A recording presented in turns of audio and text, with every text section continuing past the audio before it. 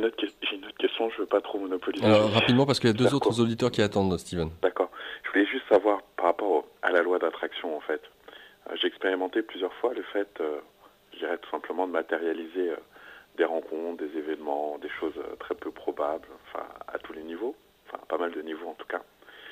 Et je voulais savoir, est-ce que j'attends pas une permission, j'attends vraiment une réponse. Au moment où j'ai vécu un peu cette expérience de me sentir fusionné au tout, ce que j'ai vécu, c'est un peu comme s'il n'y avait pas de, ça va être bizarre comment ça va être formulé, pas de volonté propre ou de désir propre. Il y avait cette jouissance, mais pas de désir d'obtenir, juste le fait de profiter du voyage. Et, euh, et après, par contre, en redescendant, il y a cette tentation qui est toujours là de vouloir justement obtenir des choses. Et je me suis rendu compte que c'était impossible, mais je me demande, enfin, que c'était possible, mais je me demande si c'est réellement souhaitable dans l'optique d'une évolution ou pas. Je sais bien qu'on est dans un monde d'expérimentation, mais avec du recul, qu'est-ce que vous en tirez comme leçon? Merci à vous tous et merci à Christelle Seval. J'ai lu pas mal des livres de ses éditions, c'est top. Voilà. Merci à toi, Steven. La Merci. réponse à la radio. Alors en fait, c'est la problématique du non-duel et du duel.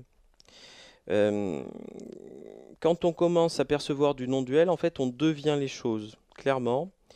Et dans ce cas, il n'y a plus de volonté puisqu'on est tout. À un moment, on va ramener cette information dans du relatif. Donc en fait, on voit par l'absolu quand on est dans du non-duel. Et à un moment, pour en ramener quelque chose, il faut le ramener dans du relatif. Le problème des expériences temporaires comme celle-là, c'est qu'on a un coup le point de vue du relatif, un coup le point de vue de l'absolu. A priori, il est possible d'unir l'absolu et le relatif dans le cœur. Et c'est le jeu de l'humain. Et c'est une expérience bien différente. C'est qu'en fait, on perçoit tous les niveaux en même temps. En réalité, la feinte qu'on ne trouve pour moi dans aucun livre, c'est que pour entrer dans du non-duel, il faut rentrer très puissamment dans du duel, simultanément. Ça ne peut pas marcher autrement. Et il n'y a que le cœur qui peut unir les extrêmes. Donc en fait, à un moment, on rentre dans une logique où on perçoit bien que tout ça, c'est qu'un jeu sans volonté propre, mais on joue le jeu quand même. Mais c'est vraiment très différent de passer d'un extrême à l'autre, hein, de se retrouver dans le relatif ou dans l'absolu d'un coup. Donc il y a une vraie évolution à faire, hein, qui est d'unir les deux. Voilà. Bon, j'espère avoir répondu à la question. Et nous Voilà. accueillons Gustave. Gustave, bonsoir. Oui, bonsoir. Bonsoir. Merci pour Christophe Alain. C'est une véritable encyclopédie agréable à entendre. Et donc, il a parlé des différents règnes, le règne minéral, végétal, animal et l'humain. Et ce que je voulais savoir, c'est s'il peut me donner quelques précisions sur l'animal, sa caractéristique. Est-ce que l'animal a une âme individualisée ou pas? Alors oui, je peux donner des réponses. Bon, comme je dis, je ne suis pas omnipotent, hein, mais voilà donc un élément de réponse. Il y a une logique donc chez l'animal de fonctionner en âme groupe. C'est-à-dire qu'en fait, il a plus d'individualité qu'une plante, hein, qui en a déjà quand même une certaine, hein, mais qui fonctionne plutôt avec des devas. Voilà. Les animaux fonctionnent aussi avec des devas, donc il y a une âme collective. Oui. Et il y a une expérience basique à faire sur plein d'aspects. Donc en fait, on va avoir des lions, des chiens, des chats, qui correspondent à des archétypes de fonctionnement et d'expérience. Mais ils fonctionnent quand même en âme groupe, en sachant qu'ils ont quand même une notion d'individualité qui existe, et qu'en fait, ils préparent leur entrée dans le monde des humains à un moment. Donc souvent, quand on va être sur des animaux domestiques, par exemple, ou dans un zoo, Oui. ce qui est assez amusant, c'est que la visite se fait dans les deux sens. C'est généralement, si l'ours il est dans le zoo, c'est que l'humain c'est pour bientôt. Et il y a plein d'humains qui regardent un ours et il y a un ours qui regarde le panel d'expériences possibles en face aussi. Donc c'est toujours dans les deux sens. Et un animal domestique, c'est intéressant parce que souvent il va être très très proche dans son fonctionnement de l'humain. Il va développer un mental rudimentaire, entre autres, qui ne développerait pas en temps normal dans un monde, enfin, à l'état sauvage par exemple, pour communiquer avec nous. Parce qu'en fait, il s'approche de l'expérience humaine. Et généralement, c'est quelques vies après. Voilà. Et là, il va développer une âme individuelle. Et tout le rôle de l'humain, c'est d'avoir une âme individuelle pour ensuite passer à un niveau plus haut, où là, peut-être qu'en fait, ce qui est amusant, c'est qu'il y a une permutation. C'est au lieu d'être juste une émanation, donc d'être l'animal, il devient peut-être le deva après. C'est-à-dire celui qui a plein d'émanations, mais qui est l'âme du haut, qui perçoit toutes les émanations en même temps. Alors que nous, il y a vraiment une logique, un seul individu, un seul corps, un seul esprit. Voilà. Bon, j'espère que j'ai répondu à la question. Oui. Merci beaucoup. Voilà. Au revoir. Au revoir, merci Gustave. Merci. Michel avec nous, bonsoir. Oui, bonsoir. Bonsoir. D'abord, merci pour cette émission, parce que j'ai trouvé ça super intéressant. Pour la petite histoire, moi j'étais dans ma voiture, j'ai commencé à l'écouter dans ma voiture, j'ai filé chez moi pour finir à l'écouter. Tranquillement, et comme on dit, il n'y a pas de hasard. Moi, la question que je me posais, c'est, sachant que l'espace et le temps, c'est des concepts bien humains, est-ce que, selon toi, Christophe, est-ce qu'on peut imaginer que l'humanité, on doit tous suivre un chemin d'évolution, est-ce qu'on peut espérer que l'humanité va un jour faire un grand bond dans la conscience, et on va dire toute l'humanité d'un seul coup, est-ce qu'on peut espérer que ça change, qu'il y ait moins quand même de négatif et un peu plus de jouissance, ce qui serait pas mal. Alors il faut bien comprendre une chose, c'est que l'humain fonctionne à un certain niveau vibratoire, il est dans de la dualité, il faut accepter ça, hein. C'est nous, on est des humains, on fonctionne avec du bien, du mal, hein, c'est comme ça, même si c'est qu'un point de vue. Ensuite, il y a une logique d'évolution en cycle chez nous, en sachant qu'effectivement on est à la fin d'un cycle et qu'il y a des énormes évolutions qui ont lieu en ce moment. Sauf que elles sont pas très bien perçues, parce qu'en fait ça se passe dans l'inconscient et le subconscient des gens, et en fait ça prépare des transformations qui sont énormes, mais qui ont lieu déjà, hein, on est en plein dedans là. C'est-à-dire qu'en fait, si je dois dire, cette année on vit de la dynastie par exemple, on vit tout le fonctionnement en famille. Donc en famille dans le sens négatif du terme, c'est-à-dire le nom de famille relié à toutes les frustrations des ancêtres, qui est bien là et qui pose d'énormes problèmes de société. Et en fait, les résolutions se font pas dans la matière avec des révolutions, juste avec des transformations internes en fait. Et là en ce moment, tout le monde résout la dynastie cette année, a priori. Donc ça fait que tout le monde est plus ou moins malade, souffre plus ou moins, mais l'évolution est là et on est en plein dedans, tout simplement. Voilà. Ok. Et une deuxième question un peu plus concrète. Comment, selon ton expérience, comment est-ce que tu as trouvé du temps pour pouvoir justement, on va dire, t'isoler et pouvoir mener à bien cette mais c'est ça la fin de cette recherche parce que mais j'ai pas pris de temps, c'est ma vie, mon évolution. C'est bien ça le problème que les gens souvent ne voient pas, c'est que c'est la vie elle-même, la voie d'évolution. Donc là, tout ce que je décris, c'est pas je me suis pas isolé, c'est j'allais au boulot tous les jours comme tout le monde. Isolé, c'est un mot, mais on va dire. Non, il y a pas des fois, on a l'impression d'être pris dans des choses qu'on maîtrise pas. Mais justement, c'est ça le plus intéressant. Moi, les trois quarts d'évolution, ils se font au travail quand il y a un client qui emmerde au téléphone, et c'est là que tu vois ce que ça touche chez toi en retour. Et c'est ça qui te donne l'indice d'évolution. Puis il se passe quelque chose entre midi et deux quand tu vas prendre ton sandwich, et puis il se passe ça. Mais c'est la vie elle-même, l'évolution. Mais à aucun moment j'ai pris de pause pour m'arrêter pour évoluer. Je l'ai intégré à ma vie, c'est tout, c'est mon fonctionnement. D'accord. Et c'est pareil pour tout le monde, hein, mais on n'en a peut-être pas conscience forcément. Voilà. Ok, d'accord. Merci Michel. Merci. Au revoir. Au revoir. Et nous accueillons tout de suite Julien. Julien, bonsoir. Oui, bonsoir. Moi, je voulais demander donc aux personnes qui sont invitées, si j'ai bien compris, donc l'éveil de la conscience passe par, on va dire, si j'ai bien compris, hein, la satisfaction ou la recherche, on va dire, des plaisirs sexuels qui sont naturels, c'est ça? Non, voilà, c'est pas très bien compris. Voilà, j'ai pas tout compris. Oui et non. C'est-à-dire qu'en fait, quand on dit ça, quand quelqu'un dit ça, généralement chez l'humain, il parle de rapport sexuel, il parle de rapport sexuel au niveau animal, parce que c'est ce qu'on vit à l'heure actuelle chez l'humain. Moi, ce dont je parle, c'est d'une logique de jouissance de soi, premièrement. Donc avant même de parler de rapport sexuel avec quelqu'un, il faudra encore être capable de savoir que celui qui jouit, c'est nous, c'est pas l'autre qui nous fait jouir, hein, aux dernières nouvelles, même si ça paraît pas évident, hein, à l'heure actuelle. Et que si soi-même on est incapable de jouir de soi, c'est même pas la peine de passer à deux, hein. C'est à un déjà, il y a beaucoup de travail. Voilà. Donc je parle de je me réveille le matin dans un orgasme de mes molécules. C'est peut-être pas ce que tu escomptais, mais c'est cette idée. Je suis dans la jouissance. Ou pas hein? C'est basé sur de la libido sexuelle ou pas? Non, parce que là tu parles de deuxième chakra. Moi je te parle de la mère de toutes les énergies et Donc c'est de la la vie jouissance, elle-même. on va La dire, vie elle-même. c'est juste du plaisir. La vie elle-même, c'est qu'une énergie de jouissance. C'est que Après, elle du est plaisir, colorée. mais c'est pas, Non, c'est de la c'est pas la jouissance. libido sexuelle. Non, attends. La vie, ça n'est pas du plaisir, c'est de la jouissance, voire de la jouissance exactique. Ce qu'on met dessus après, C'est du soit bonheur, quoi. C'est du. Non. C'est de la jouissance exactique. Hein. C'est le sein qui connecte le haut et le bas, qui part en lévitation, jouissance exactique. C'est parce qu'il a connecté la vie en bas. Et c'est que ça. Ce qu'il y a, c'est qu'on a mis plein de masques dessus pour pas le voir. Donc c'est ces masques-là qu'on va enlever pour voir que cette énergie qu'on ressent comme de la souffrance, c'est-à-dire que le toucher, par exemple, hein, je donne un exemple basique, les gens mettent une couche d'anesthésie pour rien sentir, une couche de chatouille pour fuir, donc l'autre il me touche, je fuis, ou une touche, enfin généralement on a les 3 couches, hein, et une touche de souffrance. Le toucher de l'autre, bah, c'est pas agréable. La même énergie qu'il y a dessous, c'est une énergie de jouissance, parce que le toucher de l'autre est une jouissance. Mais qu'est-ce qu'on met? On met des filtres par-dessus selon la manière dont on s'est construit. Et c'est ces filtres-là qu'on va enlever. Donc quand je parle de jouissance, jouir des sens.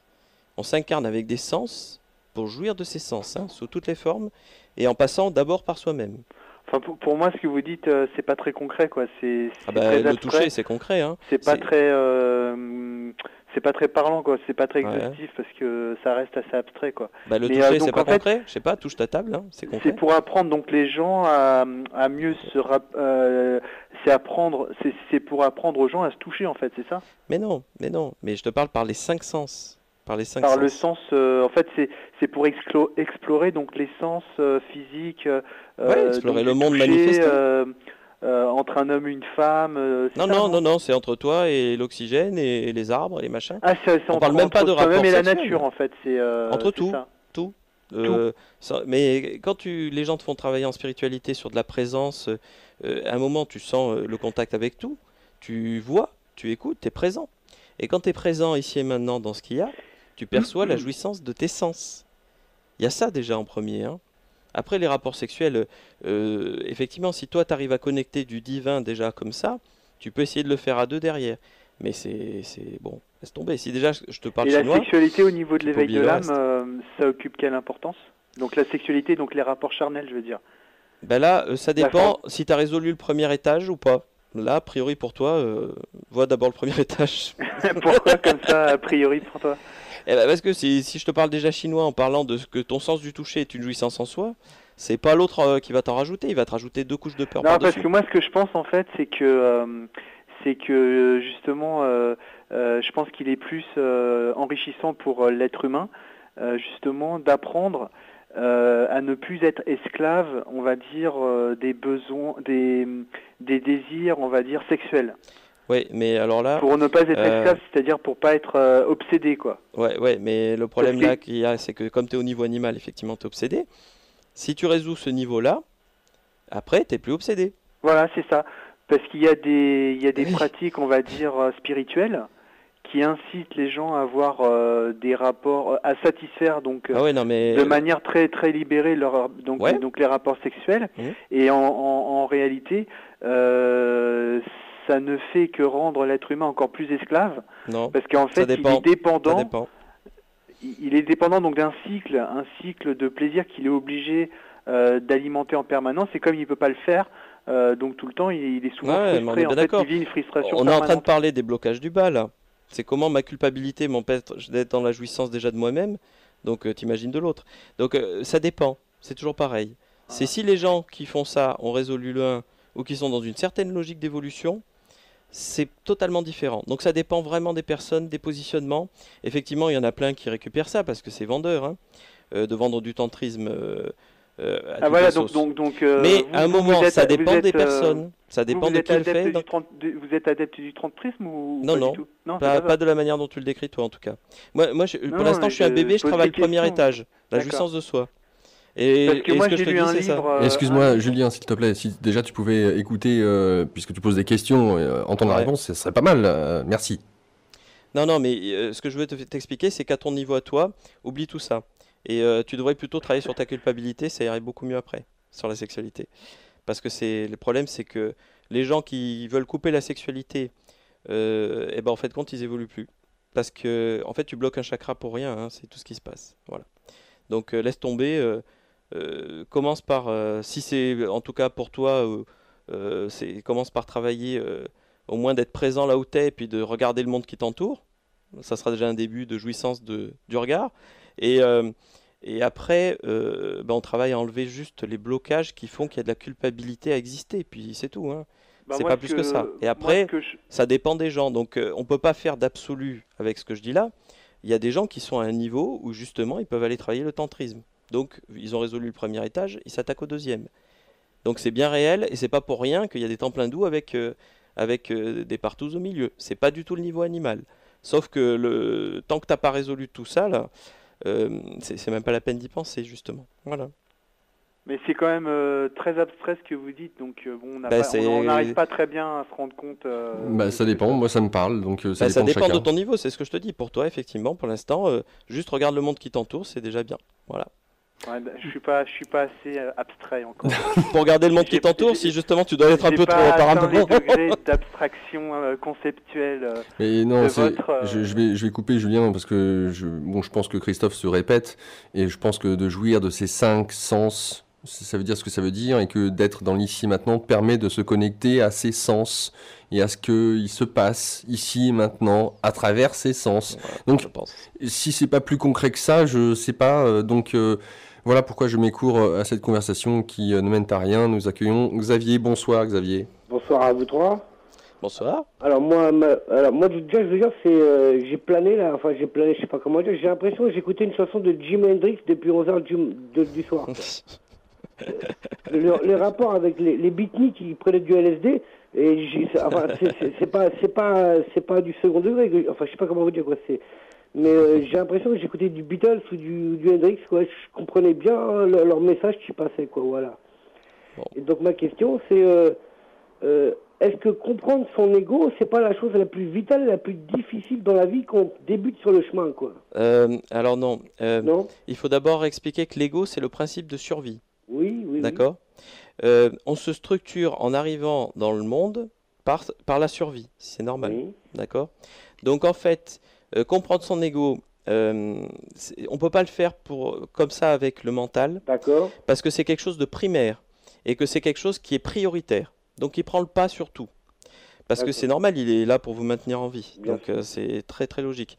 Le problème qu'on a aujourd'hui, qui fait qu'on le travaille en spiritualité, c'est qu'en fait on est en survie dans nos rapports avec les gens, dans nos rapports dans la société, dans notre possession de territoire, alors que l'ego au départ n'est conçu que pour limiter le corps et nous empêcher, juste lui donner une forme. S'il n'est pas là, on se confond avec l'environnement et on protège plus le corps, hein, puisque je sais que le pont, le train et moi c'est la même chose, je saute parce que de toute façon pour moi c'est la même chose. Donc l'expérience n'est plus possible et donc l'ego a son utilité en termes de survie. Le problème c'est qu'il n'est pas au bon endroit, mais comme ça n'est pas du mental mais des énergies très primaires, c'est justement quelque chose de très difficile à aller déconnecter. Et pourtant, effectivement, l'évolution fait qu'on l'enlève petit à petit des endroits où il ne doit pas être pour juste le remettre sur la forme à la fin. Mais en sachant que de toute façon, c'est à la fois la première et la dernière chose qu'on travaille. On travaille que ça tout le long en réalité. Voilà, en fait, on travaille à remettre la survie au bon endroit. Vous, je sais pas, moi je suis un égo, quoi. Je suis que ça. Moi aussi. Bien encore heureux. Sinon, vous serez directement. Enfin, sinon, on est directement dans la vacuité, hein, sans égo. Oui. Le problème, est-ce que c'est pas une souffrance parce que justement il n'est pas au bon endroit? C'est qu'il gère des choses qu'il ne devrait pas gérer. Au bon endroit, c'est comment? Dans les rapports humains. Si on met de la survie dans les rapports humains, les rapports humains deviennent très compliqués. Et peut-être que dans la société, on est en survie absolument dans tout, y compris dans les rapports humains. Dans l'urgence, quoi. Dans la survie, c'est même plus l'urgence, hein, c'est-à-dire qu'en fait, l'autre, s'il me dit un mot de travers, je me sens menacé. Vraiment. Bien sûr, bien sûr. Donc en fait, je connecte une énergie primaire de survie. Là où en fin de compte, je ne devrais pas le faire, donc il y a un dysfonctionnement. D'accord, et donc la patience et l'amour, ça peut beaucoup aider. Ce que tu dis, c'est vrai, c'est on travaille son ego, et petit à petit, on s'aperçoit que dessous, voilà, il y a tout ça qui est présent. D'accord, et donc il faut utiliser le yoga, voilà. Voilà, en sachant qu'il y a une très grosse confusion en spiritualité, qui est de croire que l'amour, c'est la voie qui fait évoluer, alors qu'en fait, l'amour, c'est un indicateur sur la voie. C'est le résultat, quoi. C'est le résultat, voilà. D'accord. C'est ça qui n'est pas compris. C'est un moment... De toute façon, si on trouve l'amour inconditionnel, on a trouvé la porte de sortie de l'expérience humaine. D'accord. Donc c'est la porte de sortie en fait. Hein. Donc essayez quand on est à l'entrée de chercher la porte de sortie. C'est comme chercher... Bon, je vais être méchant, non, je ne dis pas ça. C'est mettre la charrue avant les bœufs, Bien voilà. sûr. Donc c'est stupide, parce qu'en plus, c'est comme si un élève de CP veut résoudre une équation de terminale, quoi. Il est sûr de jamais y arriver. Voilà, ça c'est la seule assurance. Donc faut s'accepter et se connaître bien, quoi. En réalité, toute la résolution de l'amour du monde se résout en s'aimant soi. D'accord. Parce qu'en fait, l'univers est à l'intérieur et à l'extérieur. Et en fait, c'est un peu comme le tueur à gages, moi j'expliquais. C'est au fur et à mesure qu'on évolue, c'est comme Léon, hein, la réplique du film, on se rapproche du client. C'est-à-dire qu'au départ, on peut travailler vraiment que sur les gens qui sont très loin. Oui. C'est-à-dire qu'ils ne rentrent pas dans mon espace vital, qui ne m'emmerdent pas. D'accord ? Plus les gens se rapprochent, plus ils vont toucher mon ego. Donc le voisin, déjà, il m'emmerde vachement plus que le gars qui est à l'autre bout du monde. Oui. Mes frères et sœurs, ils sont déjà encore plus proches. Mes parents, n'en parlons même pas. Et le pire de tout, c'est celui que je vois dans le miroir tous les matins. Ah, c'est-à-dire que souvent, il y a des gens qui disent, ce mec, c'est un mec bien, mais on le connaît pas trop. Non, pas trop. Le problème, c'est qu'ils sont sur leur image d'eux-mêmes. Ils sont peut-être pas sur leur acceptation inconditionnelle de ce qu'ils sont. Et à un moment, ce qu'on cherche à faire, c'est à se rapprocher du client. Et plus on évolue, plus on est capable de comprendre que du moment qu'on s'aime soi, en fait, on aime tout le reste parce qu'on ne peut voir que notre projection dans le monde. Mais il faut avoir trouvé autre chose que son image de soi. On est bien d'accord ? Donc, en fait, voilà, ça marche dans ce sens-là. Hein. C'est au fur et à mesure qu'on se réunifie soi-même, on réunifie notre vision du monde, tout simplement. D'accord. Mais effectivement, donc on travaille sur l'ego du début à la fin, hein, Bien tout sûr. simplement. Ouais. Bah écoutez, je vous remercie, c'est c'est hors du commun. Bon. Xavier, merci à toi. Au revoir. Au revoir. Et nous accueillons Najaël. Bonsoir Najaël. Najaël, une fois, 2 fois, 3 fois, Nicolas avec nous. Nicolas ? Ouais, bonsoir, salut Bonsoir. à vous. Salut Christophe, salut Laurent. Je crois qu'il y a une 3e personne avec vous que j'ai vue sur mon écran d'ordinateur. Oui, Mais c'est je Christelle connais pas. Seval, l'éditeur. D'accord, salut à toi aussi. Salut. D'abord, je veux juste dire que depuis 2h30, j'ai joué à fond. Donc, Ah, jouissance de soi.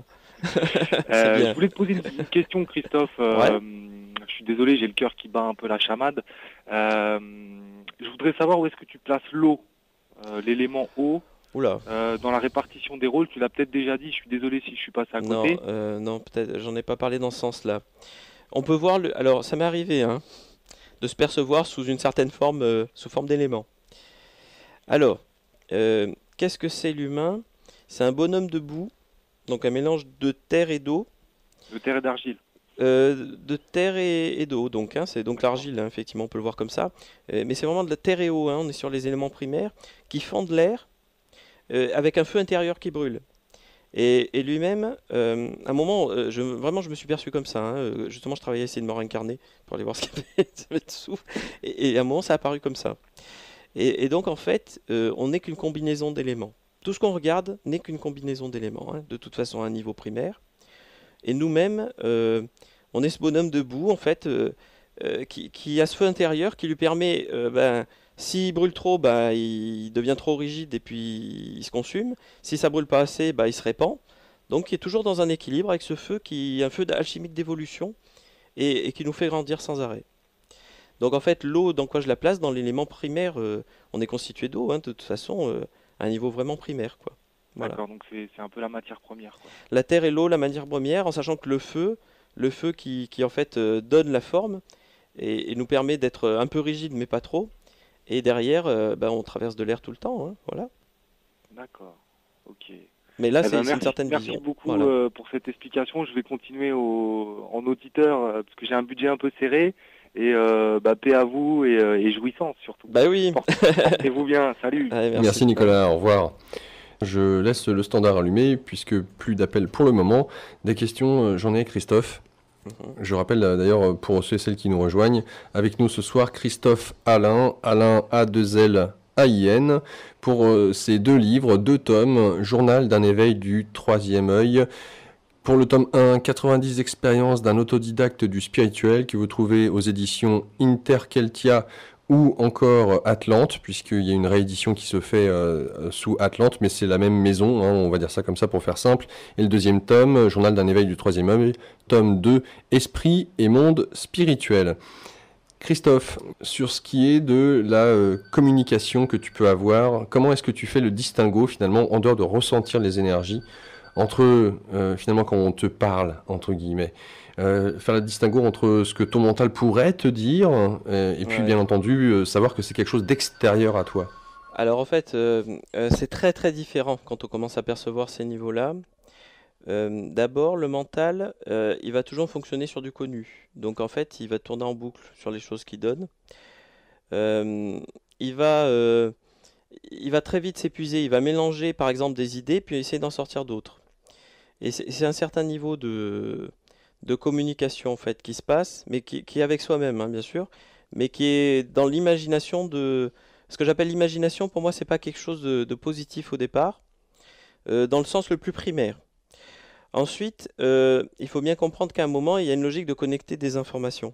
Quand je dis connecter, c'est concret, hein. Tu as un tube, tu te prends 2 tonnes de lumière, et après tu dis, tiens, un sujet qui m'intéressait pas du tout, bah, maintenant il m'intéresse vachement, puis j'ai plein d'informations dessus. Donc forcément, ça ne peut pas venir de ton imagination. Alors, le deuxième indice, c'est que quand c'est ton mental et ton imagination, outre si tu perçois pas ces niveaux, je veux dire, sinon c'est vraiment clair, quoi. Tu vas être sur des choses qui t'intéressent. Quand tu touches vraiment une connexion extérieure, tu n'en as vraiment rien à faire de l'information. Pourquoi? Tout bêtement, parce que si elle arrive jusqu'à toi, c'est qu'à un moment, il n'y a personne qui a fait le filtre. C'est vraiment que tu n'en as rien à faire. Tu n'as pas de structure sur cette information. Donc ça va être très très différent. Et ce qui est très très très, très frustrant chez le clairvoyant, c'est qu'il ne peut avoir des informations que sur les questions dont il n'a rien à faire. Donc ça tombe bien comme la spiritualité au départ. J'en ai strictement rien à faire. J'ai plein de réponses sur cette question-là, alors qu'en fait, si je m'intéressais à une certaine époque à plein de choses qui m'auraient bien intéressé, bah, j'avais pas du tout la réponse. Voilà. En sachant qu'après, il y a des niveaux plus hauts, et que de toute façon, l'imagination elle-même, elle ne peut pas faire que tourner en boucle, elle est obligée d'aller connecter une information extérieure. Les chanteurs, tous, ils sont obligés à un moment d'aller chercher une info à l'extérieur. Et les plus élevés pour moi sont ceux qui arrivent à connecter directement leur soi divin. Aujourd'hui, on a de plus en plus, quoi. On regarde les chansons, tout ça. On dit, bon, le gars, ça va, il a l'info, quoi. Et puis il la traduit à sa manière, mais il n'empêche qu'il y a des choses très connectées. Et des fois, il y a des choses qui sont très, très glauques dans la forme, et puis derrière, la connexion, elle est bonne, hein. Il n'y a rien à faire. Il y a du Mylène Farmer, par exemple. C'est très glauque, sauf que derrière, l'info, c'est la bonne, hein. Elle a connecté la bonne info. Des fois, je dis des fois, du Rammstein, par exemple. Moi, bon, on est très, très, très dans le glauque et tout, sauf que l'information, c'est la bonne. Il y a juste, il a remis un peu les éléments à sa manière. Je me rappelle d'un clip où, très clairement, t'as la femme, il y a le feu de l'évolution, puis eux, ils adorent le feu. Et on est vraiment dans cette idée, dans cette intention. C'est ça qui est marrant chez eux. Il y a la femme avec le serpent, on est vraiment dans la logique de Kundalini, quoi. L'information est donnée. Et je crois que la chanson, je sais plus ce que c'était. C'est un clip où il explique qu'il veut surtout pas être un ange parce que lui, il est là pour jouer de la matière, en gros. Sauf que c'est dit de manière glauque, alors. Mais sauf que l'info, elle est très claire et puis elle est très pertinente. En plus, il a bien connecté la bonne information. Voilà. Donc en fait, il y a l'information de fond qui est multidimensionnelle et sa traduction. Savoir si c'est de l'imagination ou pas chez soi, c'est simple parce que l'imagination tourne en boucle. Et alors, elle mélange des choses, hein, mais ça reste vraiment, ça n'a rien à voir avec. Alors c'est vrai que comme moi je connecte beaucoup d'infos, je comprends que les gens puissent pas faire le distinguo, mais vraiment, c'est en un instant, tu as 20 heures de film. L'imagination, elle peut pas te sortir ça. Surtout sur des sujets dont tu n'as rien à foutre. Alors ça, c'est le plus... voilà. Donc en fait, rien à foutre, pas dans le sens négatif, hein. C'est plus tu travailles sur toi, plus il y a un détachement qui se fait, parce que tu comprends qu'en fin de compte, l'information... ce qui est intéressant, c'est la jouissance de soi ici. Et bien bizarrement, d'un coup, tu as plein d'informations sur tout. Voilà. Et nous accueillons tout de suite Martial. Martial, bonsoir. Oui, bonsoir. Voilà, bien, tout d'abord, bonjour Christelle, enfin bonsoir ou bonne nuit plutôt, Christelle Seval, pour la qualité de son travail éditorial. Merci. Et puis, bonsoir Christophe Alain. Bonsoir. Je n'ai pas pu résister au désir de poser ma petite question. Question qui est en même temps mélangée d'un avis personnel. J'aurais voulu savoir, en fait...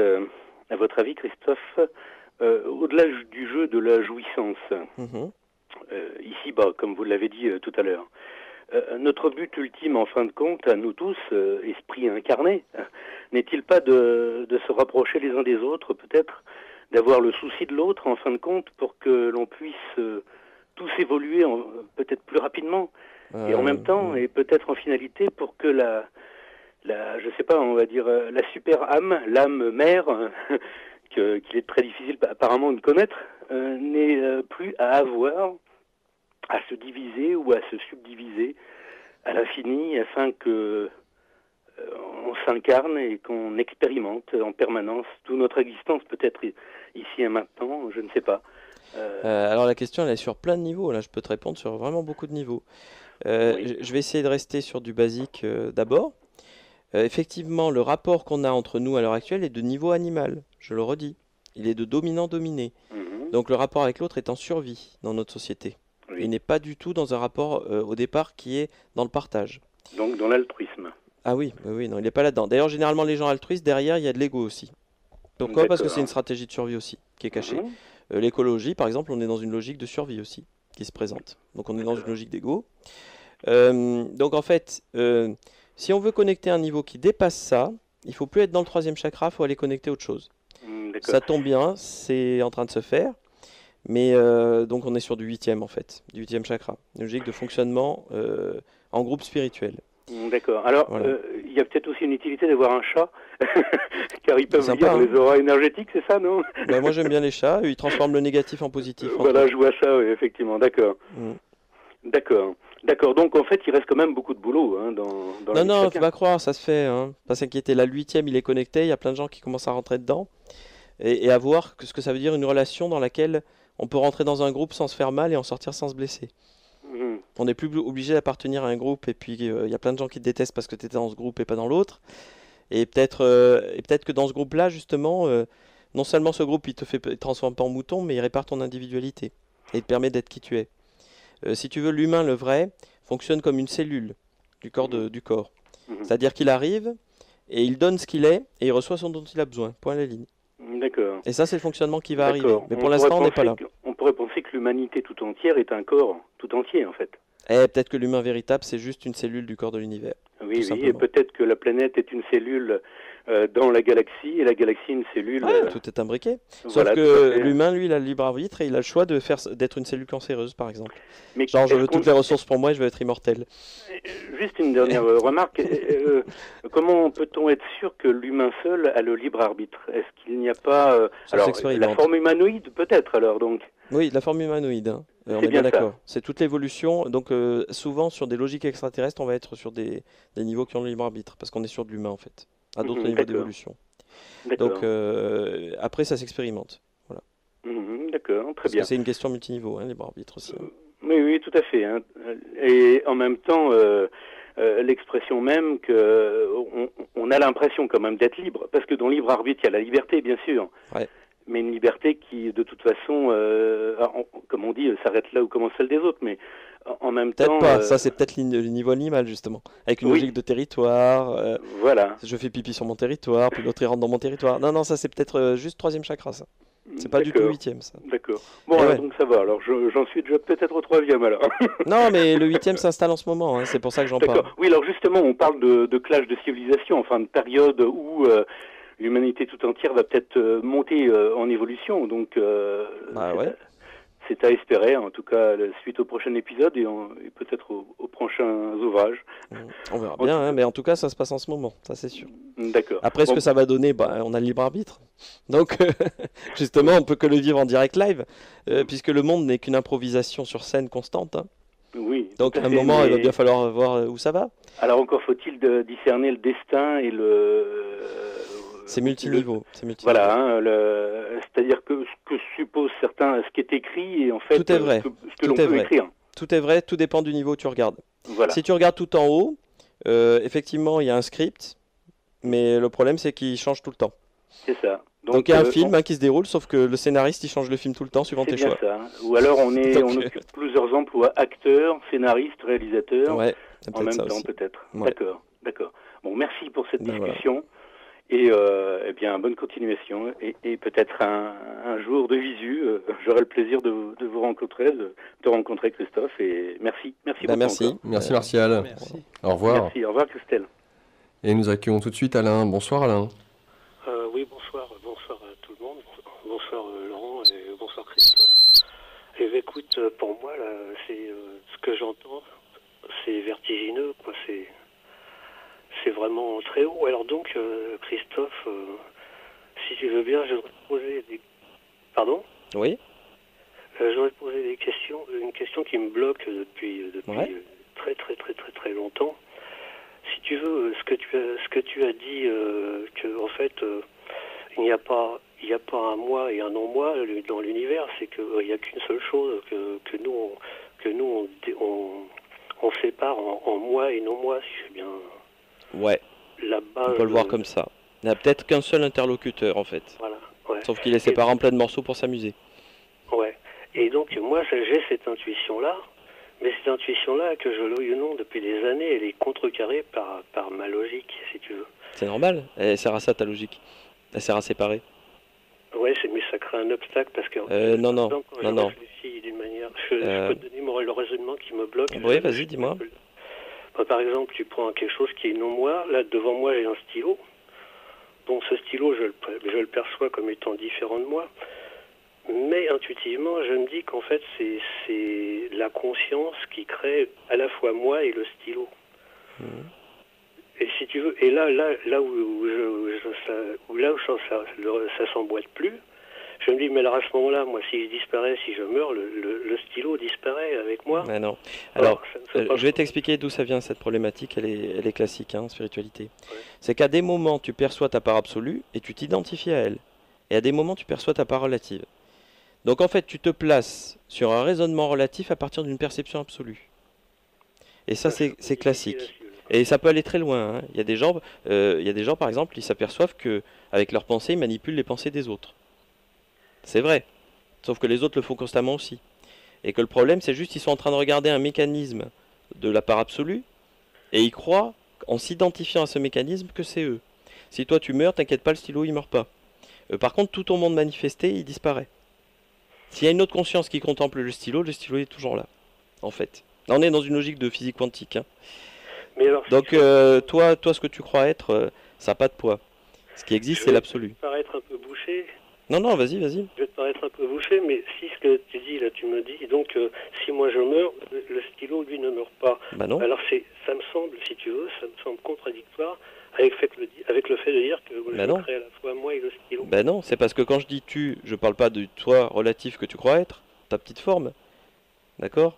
Je parle de ta part absolue. C'est bien ça le problème. C'est qu'il y a une confusion à un moment entre ce que tu crois être et ce que tu es vraiment. T'es toute la pièce et le stylo avec. S'il y a juste un élément du mobilier qui disparaît, toi tu es toujours là, ce que tu es vraiment. D'accord ? D'ailleurs, c'est peut-être même pas toute la pièce et tout, c'est peut-être quelque chose qui va plus loin que ça. Par contre, ta part relative et ton petit ego qui, lui, est bien structuré, il sert justement à te faire croire que tu n'es qu'une personne. Et en plus que tu es le centre de l'univers. Parce que lui, il perçoit à un certain niveau, il peut être amené à percevoir par intuition cette part absolue qui, elle, est vraiment tout l'univers, et s'identifier à elle. C'est ça que j'essaie de t'expliquer. Et derrière, forcément, si tu essaies, c'est ce que j'expliquais aussi, c'est le non-duel, ça se vit.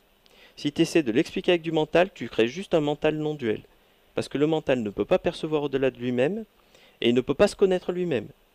Tout simplement. Donc en fait, tu ne fais que tourner en boucle si tu essaies de le comprendre. C'est un moment, soit tu le vis... Je n'arrive pas à contredire sa logique, c'est difficile. Ben non, mais c'est normal, il est conçu pour... Et d'ailleurs, heureusement qu'il est là, sinon tu n'aurais pas de logique. Il faut zapper la logique. Et non. Il faut être capable de la transcender. Et ça, c'est la différence entre flinguer quelque chose et être capable de le regarder de haut. C'est-à-dire de dire, tiens, ça c'est ma structure mentale, sauf qu'elle valide tout ce qui est logique pour moi, mais il y a quelque chose au-dessus que je peux percevoir et qui est capable de regarder cette structure.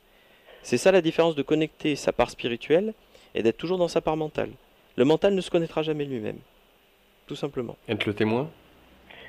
Être le témoin de la structure mentale. À un moment, tu connectes. Donc ce que je disais, c'est à un moment, ta part absolue, tu as une identification qui est faite à un niveau au-dessus de ton mental, donc ta part absolue, qui te donne une information. Et elle est ramenée par le mental qui se l'approprie, et qui ensuite la ramène dans le relatif en disant « moi, je suis indispensable au fonctionnement de l'univers ». Ben non, pas ce mental-là. Mais ce qu'il a ressenti, c'était bien réel, c'était cette part absolue qui, elle, l'est. Et il l'a ramené dans son expérience à lui. J'ai lu des livres qui parlaient du bouddhisme, et on disait, bon, ce que tu dis, c'est un peu l'enseignement du bouddhisme, à savoir que le monde manifesté tel qu'on le voit, c'est une création. Et donc je me disais en lisant ce livre que si vraiment le Bouddha pensait, par exemple, que ce monde était complètement une création de son moi absolu, mais pourquoi perdait-il du temps à essayer d'enseigner aux autres, puisque les autres c'était aussi lui-même, c'était, si tu veux, les autres c'était une émanation. Ouais, mais enfin, bon, moi je veux bien rentrer là-dedans, mais on est en train de faire du blabla mental, hein, on n'est pas sur du réel, mais c'est pas grave. Le Bouddha il joue son jeu à un moment aussi. Peut-être que lui aussi il a qu'un jeu à jouer, hein. Et que ce jeu c'est justement d'aider les autres à évoluer, parce qu'il fait partie d'un cycle, d'un tout. Les autres c'est lui, c'est d'après. Bien sûr. Mais comme je te dis, un archange et un ange, déjà, il sait que toi, t'es lui. Alors, celui qui est encore au-dessus, il sait très bien qu'il n'y a que lui. Sauf qu'il jouit de lui-même et il joue à travers lui. Mais qu'est-ce que peut comprendre un humain, un Bouddha? Rien. Tu peux juste ramener un blabla mental dans une vision relative en 3 dimensions de quelque chose qui, de toute façon, n'a plus rien à voir avec ça. Donc en fait, c'est de la spéculation. Soit c'est vécu, je te dis le non-duel, c'est soit vécu, soit tu peux laisser tomber. Et la seule problématique que tu peux rencontrer, je la souligne parce que c'est un écueil en spiritualité. À un moment, on fait une expérience avec l'absolu et on est obligé de la ramener dans du relatif. Et le relatif saisit ça et le ramène à lui en disant tiens, c'est moi qui manipule les autres. Ou c'est moi qui ai telle fonction en fait qui est totalement absolue, qui n'est pas du tout relative. Et si moi je suis plus là, bah, cette fonction disparaît. Or, c'est totalement faux. Voilà. Ouais, et donc la logique n'arrive pas à... La logique, c'est une construction. Les deux si tu veux, je vais t'expliquer autrement la logique. Le monde, c'est le dîner de con en permanence. C'est-à-dire que qu'est-ce qui valide l'intelligence de quelque chose? C'est ta structure mentale. Donc quand tu parles avec quelqu'un, par exemple, moi, si je fais que de la spiritualité, je parle avec quelqu'un qui fait que des assemblages de figures en allumettes. Vu que ma structure mentale décide que la spiritualité, c'est fabuleux, mais que les allumettes, c'est débile, je vais dire l'autre, il est con.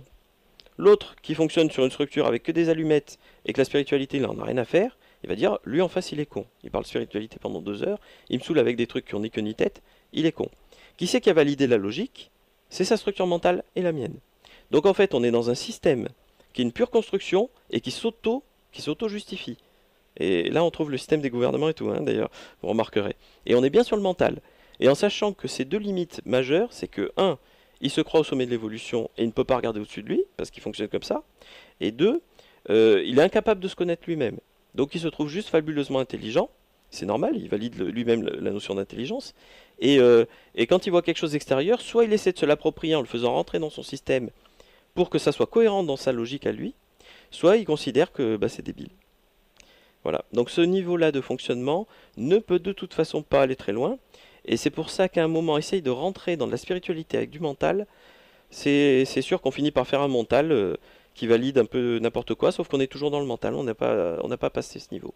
D'accord. Et qu'est-ce que tu suggères comme démarche à la place d'essayer de rentrer dans la spiritualité? Bah, arrêter de lire des bouquins et plutôt travailler sur soi dans le quotidien. C'est un peu ce que... Ça fait très très longtemps que j'ai arrêté de lire des bouquins. Bah voilà, donc tu as trouvé la bonne réponse tout seul. Ah bon. C'est qu'à un moment, on en a besoin, voilà. C'est-à-dire que le bouquin... qu'est-ce que ça va être un moment? Pourquoi moi je l'ai écrit aussi? C'est qu'à un moment, quand tu as une expérience spirituelle et que tu es vraiment paumé, tu es content d'avoir un bouquin qui te permet d'intégrer cette expérience dans ton mental. Donc le bouquin, c'est une étape nécessaire à un moment, mais à un moment, ça ne l'est plus, c'est comme le reste. C'est un moment, ben voilà, c'est le jouet, c'est ça, puis après c'est autre chose. D'accord. T'as compris? Justement, tu vois, j'ai arrêté de lire des bouquins depuis très longtemps. Ouais. Parce que justement, je me dis, le réel, le vrai, ne peut pas être une suite de recettes et de phrases, parce que pour le garder, il faudrait toujours se les répéter sans arrêt. De toute manière, si tu veux, le réel qu'on doit appréhender, ça doit être au-delà des mots, au-delà des pensées, donc ça peut pas être on peut pas y accéder par la lecture ou par un bouquin. Non, c'est plus pour moi, c'est une manière d'intégrer sa propre expérience et de se retourner vers sa propre expérience à soi. Pas essayer de rentrer dans la construction d'un autre. C'est pour ça que je précise bien, moi ce que je décris ça, dans les bouquins, là c'est vrai que ce que je fais, c'est pas ce que je fais dans les bouquins, hein. Je décris l'expérience au jour le jour, Pourquoi? Parce que les étapes de voyage dans le monde spirituel, à un moment, tout le monde va trouver les mêmes écueils, même s'ils sont exprimés différemment. Et avoir l'information, c'est une manière de dépasser cet écueil pour l'autre. Donc c'est juste pour partager à un moment que, voilà, on va rencontrer cet écueil, puis c'est tout. Et ça ne sert qu'à ça. Ça ne sert pas à remplacer pour la personne son évolution à elle, sa vérité à elle. Voilà. Bon, voilà, j'espère avoir répondu à peu près globalement. C'est prodigieux. Voilà. Chacun doit vivre sa vérité et l'incarner parce que, par définition, tout le monde est différent. C'est comme ça, c'est l'expérience humaine. Merci Alain. Oui, merci. Au revoir. Au revoir. Et nous accueillons tout de suite Alexandre. Bonsoir. Bonsoir. Bonsoir à vous tous. Bonsoir. Moi j'ai comme postulat de vie, c'est un passage de l'écriture qui m'indique que c'est Dieu qui parle et qui me dit je t'ai connu avant que tu sois formé dans le sein, je te connaissais avant que tu sois formé dans le sein de ta mère. Et la seconde partie qui m'aide à marcher tous les jours, c'est aime-toi comme tu dois aimer ton prochain. Ouais. Et je voulais savoir si c'était un bon début ou si ça me servait de béquille. Pour toi, est-ce que c'est un bon début? Oui. C'est une béquille? Oui et non. Peut-être le deuxième, oui. Ouais, le premier aussi. Pour toi, c'est peut-être une béquille. Ce que je dis à un moment, c'est un bon début. Et si tu passes à l'étape d'après, c'est peut-être que ce qui était bien à un moment, voilà, t'en as plus besoin, il faut te chercher autre chose. Mais ce qui est dit, c'est très haut spirituellement, hein, sauf que c'est jamais compris au bon niveau. C'est ça qui est assez intéressant. C'est-à-dire que j'ai une vision très élargie par rapport au passage furtif que je fais sur Terre, ouais. Et ce qui me permet de considérer certaines choses du quotidien d'une autre manière que d'autres personnes, sans esprit de jugement. Non, mais disons que c'est une clé pour toi, voilà, dit autrement. C'est une clé. Le premier, c'était une clé à un moment, ça ne l'est plus, a priori, je dirais. Le deuxième, ça l'est toujours encore. Donc accepter à un moment que ce qui est un outil d'évolution, ça devient une béquille à un moment si on n'est pas capable de le laisser derrière soi, pour prendre autre chose. Voilà. D'accord. Voilà. Bon, c'était un court partage. Merci. Merci. Au revoir Alexandre. Au revoir. Christophe Alain, notre invité ce soir pour Journal d'un éveil du troisième œil, tome 1, tome 2, aux éditions Interkeltia, ou encore Atlante, les deux étant le même éditeur. Vous pouvez les trouver sans problème et je vous invite directement à les commander en passant par le site internet de l'éditeur interkeltia.com, j'appelle INTERKELTIA. Pourquoi est-ce que je vous invite à passer directement par l'éditeur? Parce que lorsque vous achetez dans les bacs, une librairie ou n'importe quoi, eh bien, il y a ceux qui acheminent le bouquin qui se prennent 60% dans la poche. Et vu que cette édition, eh bien, elle a juste 2 ans de surcroît, en plus avec des écrits de haut niveau, de mon point de vue, puisque ça fait maintenant la deuxième fois que nous recevons Christelle à l'antenne. Et j'ai lu, trois fois, de très bons écrits. Donc voilà, c'est une manière comme une autre de les soutenir. Après, vous faites ce que vous voulez. Christophe, puisqu'on parlait de l'enracinement et que finalement l'enracinement, ce qu'il y a de génial, c'est qu'on peut être vraiment créateur dans la matière, que c'est une énergie qui circule, action.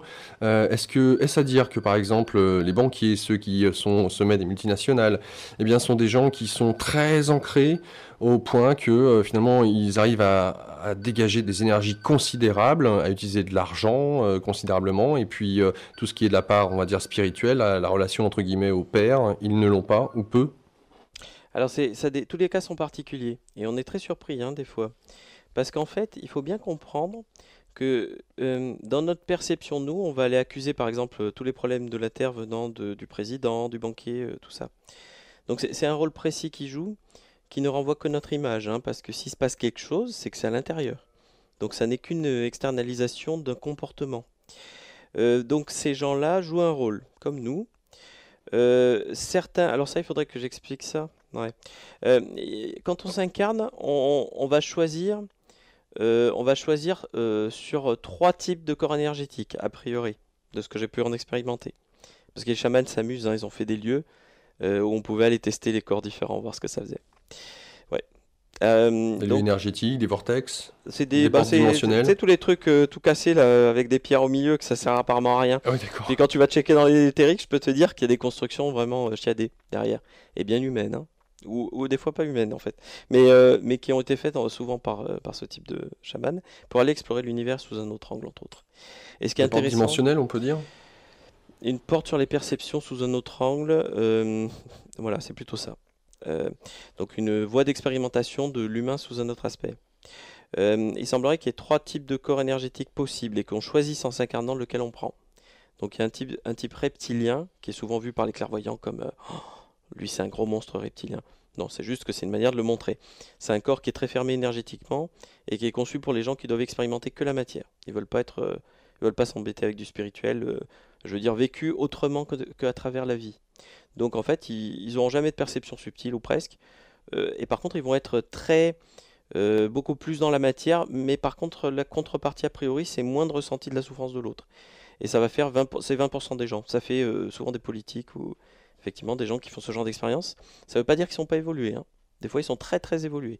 Sauf qu'ils ont un rôle un peu difficile à jouer, entre autres de bouc émissaire, des fois, ou de déresponsabilisation collective sur la tête de quelqu'un. C'est souvent ce qui est caché derrière le politique. Et en même temps, voilà. Donc eux, ils vivent que la matière, voilà. Après, 80% de la population va être sur des corps donc, qui ont des perceptions énergétiques possibles, et donc va avoir plus tendance à sortir un peu de la matière, à être capable de le faire. Et après, on est très très peu à être sur des corps énergétiques extrêmement bizarres, et voilà. Donc moi j'ai un corps bizarre qui peut connecter n'importe quoi, voilà. Bon, c'est un bizarre. Voilà. Donc c'est un pourcentage très faible de la population. Pourquoi? Parce que le but du jeu, c'est pas d'empêcher le jeu qui a lieu ici d'avoir lieu, c'est juste de rajouter quelques infos pour le faire un peu avancer. Voilà. Dans l'idée au départ, c'est ça. C'est vraiment le jeu de rôle, hein. Chacun endosse l'aventurier, le jeu d'identité, guerrier. c'est le rôle de l'humain. Ouais. C'est le rôle de l'humain. Et chacun choisit en s'incarnant quel jeu il va jouer quand même. Donc en fait, tous les cas sont particuliers. Des fois, il y a des gens, on se dit lui c'est pas possible, et puis en fait, non, il est bien évolué, il n'y a pas de souci. Il y a juste, il a un rôle précis à jouer à ce moment-là, et ça passe par lui. C'est tout. Voilà. On y reviendra. Nous accueillons Patrick. Bonsoir. Oui, bonsoir. Ma première question, en fait, ce serait sur... Vous parliez tout à l'heure d'une prise, la grande prise de conscience qui est en train d'avoir lieu pour l'humanité. Et je voulais savoir s'il était possible de la rattacher ou plutôt que elle serait une sorte de manifestation qu'on pourrait observer en ce moment au Maghreb. C'est qu'en fait, toute la révolution contre les gouvernements, contre l'autorité, ce ne serait pas une certaine manifestation de cette éveil de conscience en quelque sorte. Voilà. C'est pas un éveil de conscience qui a lieu, hein. C'est une évolution. Donc on sort de la rigidité du mental pour aller connecter des choses plus élevées. C'est ce qui se passe, oui, plus ou moins. Plus ou moins. C'est des conséquences karmiques aussi, hein, qui sont en train de vivre a priori. C'est-à-dire qu'en fait, c'est un jeu, une réaction à quelque chose d'autre, a priori. Mais une évolution, oui. Maintenant, est-ce que c'est d'un coup une fabuleuse évolution interplanétaire? Non. C'est juste que effectivement, c'est possible aujourd'hui dans les énergies où on est. Voilà. À une époque, ça l'aurait peut-être pas été. Maintenant, après, il faut relativiser un peu. C'est pas d'un coup, on ne devient pas tous fabuleusement, on s'aime tous les uns les autres. Parce que nous, on a plein de problèmes aussi à résoudre, hein, je précise quand même. Parce que c'est toujours plus sympa d'aller regarder les problèmes des pays voisins. Mais nous, on en a plein aussi. Puis, voilà. Mais il y a une logique derrière quand même, c'est à la fois un vidage de karma. Et en même temps, ouais, quand même, ça se fait sous un angle un peu plus évolué que d'habitude. Voilà. Dans cette idée. D'accord. Et ma deuxième question, en fait, ce serait comment il est possible, parce que moi, en fait, je suis complètement débutant au niveau spiritualité, j'arrive même pas à pouvoir, faut pas interpréter, mais j'arrive pas du tout à savoir comment aborder cette spiritualité. Pour moi, c'est une espèce de grande inconnue vers lequel je sais qu'il faut que j'aille. En plus, je sens que, voilà, j'ai un peu comme vous disiez tout à l'heure, c'est-à-dire j'ai plutôt le sentiment d'être dans le mental plutôt que dans l'ici et maintenant, dans la jouissance du présent. Mais comment justement aborder de manière structurée et de manière surtout de pouvoir avancer, pas après pas, marche après marche, et pouvoir construire quelque chose. Comment Mais t'as dit le mot-clé qui pose problème à tout le monde, hein. Si tu veux le faire de manière structurée. Or, c'est une logique de déstructuration, la spiritualité. C'est une logique d'aller nettoyer tous ces schémas comportementaux. Donc c'est pas en restant sur ton fonctionnement normal que tu vas le trouver. Qu'est-ce que tu peux faire? Ben, après c'est très variable, hein, parce qu'à un moment là, il y a une logique chez toi que tu dois trouver tout seul tes propres choix, premièrement. Accepter que peut-être c'est à toi de faire un choix pour commencer. Juste dire, est-ce que j'ai envie d'évoluer? Est-ce que je fais un choix d'évolution ou pas? C'est ça qui est derrière, hein. Est-ce que j'évolue en tant qu'humain? Voilà. Après, c'est quasiment tout, hein. Pour toi, c'est déjà, il y a ce choix-là qui n'est pas posé, a priori. Donc au moins poser ce choix-là, clairement.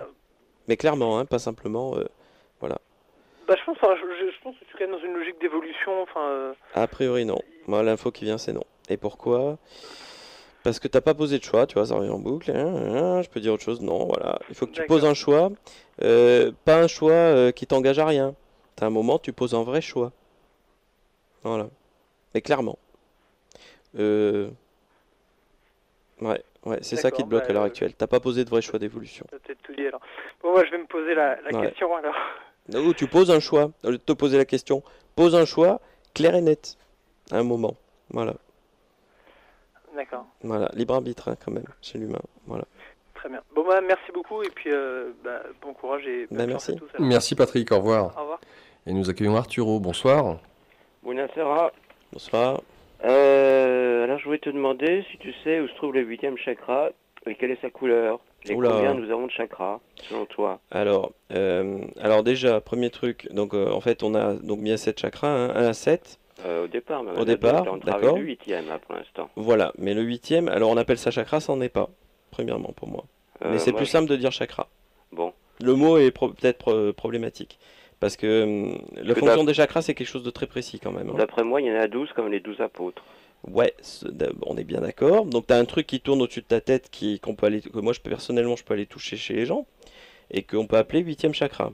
Je ne situe pas là, moi. Je situe plutôt entre les deux omoplates. D'accord. Donc en fait, qu'est-ce que tu regardes? C'est la racine des ailes. Ouais, d'accord. Chez toi, c'est ça? Ouais. Ou chez les autres? Chez les autres aussi. C'est pas un chakra que tu regardes. Tu regardes un truc qui existe, oui. Déjà, il y a du bien. Ah, t'as un tube bizarre qui traîne dans le dos, toi. Un tube un tube de possession inassouvi. Qu'est-ce que c'est ce truc? Non, je regarde ce que t'as dans le dos, juste pour rigoler. Ah, d'accord.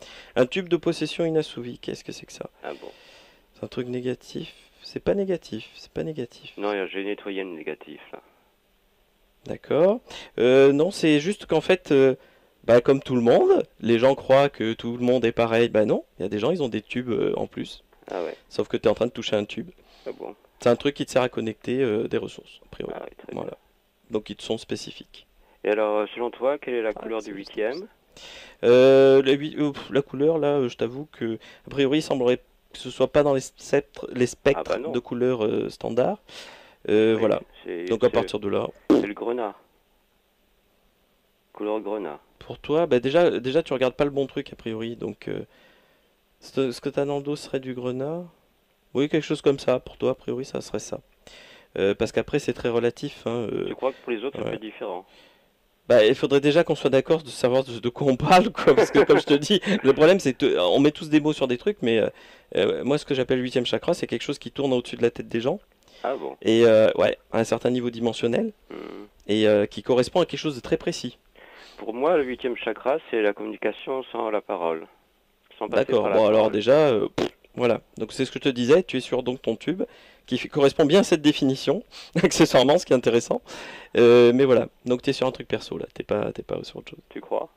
Oh, moi j'en sais rien, je te dis juste ce qui vient. Je suis pas sûr. Ah, moi je suis plus que sûr. Mais bon, t'en fais ce que tu veux. Ouais. Voilà. Bon, bonne soirée. Bonne soirée. Au revoir Arturo. Alors, j'aimerais lire ce passage-là, Christophe. Expérience 176 du 2e tome. Alors, je me permets de fermer les... Alors, actuellement, nous sommes en train d'être pas mal nettoyés par les nouvelles énergies, qu'on le ressente ou pas, où le plus gros boulot se situe dans les sphères les plus hautes, et principalement au niveau mental et émotionnel. Qu'est-ce que cela donne concrètement ? En fait, les égrégores sont les vrais maîtres de la société des hommes. Ces formes pensées immenses nous contrôlent en saturant le plan mental de toutes les manières possibles, ce qui finit par créer une hypnose sur nous. Comme elles sont en train d'être dégagées, ces pensées parasites hypnotiques sont de moins en moins efficaces et les hommes se réveillent petit à petit de ci, de là. En fait, cela signifie que les gens retrouvent de plus en plus la connexion à leur part spirituelle, même si c'est encore léger et déformé.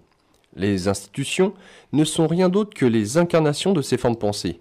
Ce sont elles qui dirigent notre monde et le déshumanisent. Mais concrètement, comment est-ce que ça marche ? L'institution crée un état qui provoque une frustration chez l'homme en le faisant renier sa nature. Du coup, l'homme devient pervers sur le domaine que gère cette institution. Et l'institution crée de nouvelles règles pour le frustrer encore plus, sous prétexte qu'il est pervers. Et ainsi de suite. Mais à aucun moment, dans son hypnose, l'homme ne réalise que la perversion qu'il peut constater chez lui, ou au moins chez les autres, est générée par les règles elles-mêmes.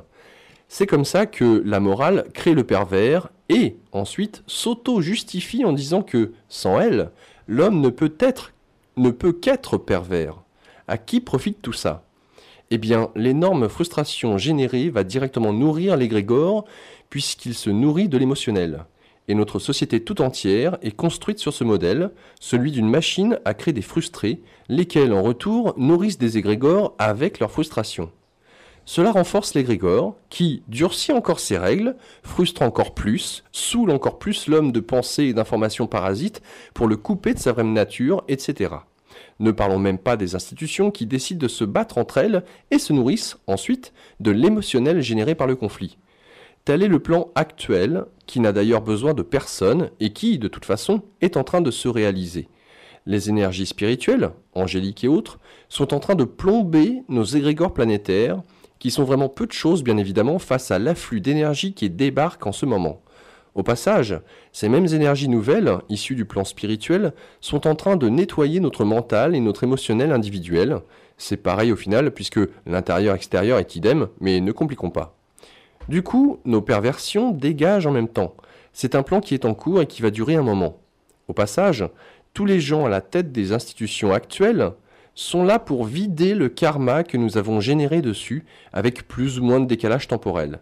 Ne rentrons pas dans le détail, mais bon, un cow-boy aux États-Unis, Bush, suivi d'un métis, Obama, Louis XIV en France avec Sarkozy, l'extrémiste religieux, Vatican, un Dalai Lama qui se soucie enfin du monde extérieur avec le Tibet, etc. Si l'on regarde toutes les institutions, on verra que quelqu'un a été mis là, ou est en passe de l'être, pour, à plus ou moins long terme, vider le karma en cours.